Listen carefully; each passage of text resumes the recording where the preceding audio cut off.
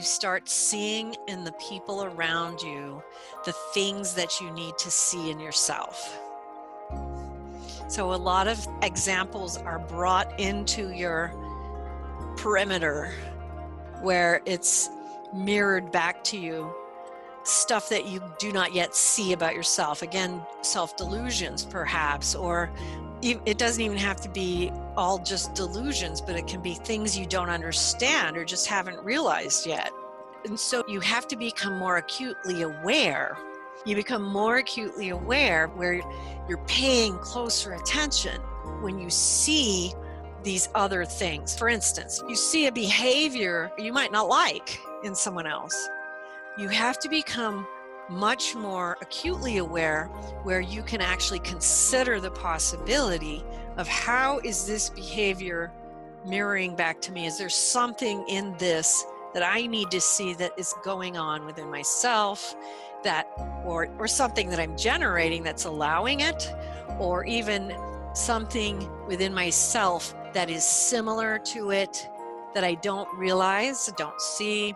God places around us in ways we least expect opportunities for this mirroring back. The but for the grace of God go I, period, where we become compassionately aware of how similar we all are. We can all be very, very aware of the flaws of others, but not see that we're just exactly the same. It becomes a good humbling experience, but it's also an awakening thing that we see more of it. The more that we become aware of, the more we can do about what we become aware of. If we're not aware of it, we can't change anything. Part of the mirroring is becoming more and more aware, because as you proceed through purification, you're going to be working to overcome some of the things that you are recognizing through all of these processes, all of these phases, all of these things that are being brought to your attention. One of the things that happens in the out-of-body travel experience is that you're shown a lot of energetic truth about other situations, but also about yourself.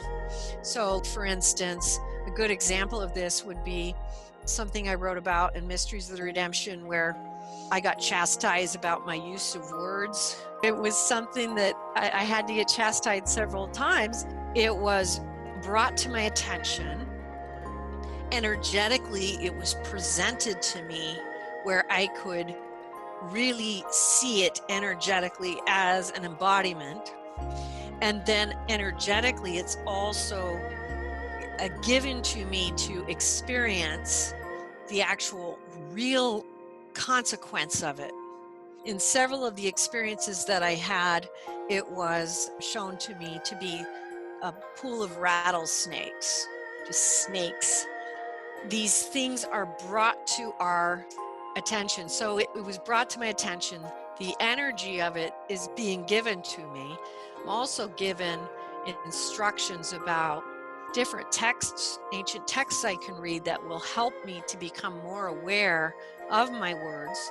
And a lot of that was books on Lashon Hara and Recluse, which are from Judaism. And there's a book called Echoes in the Heavenly Court, which is by a Jewish rabbi. It's an excellent book on proper use of words. This was something that had to be brought to me. And there are lots of things, whether it was my issues with lust, whether it was my issues with losing my temper, overreacting, whatever. And these are the kinds of things that will be brought up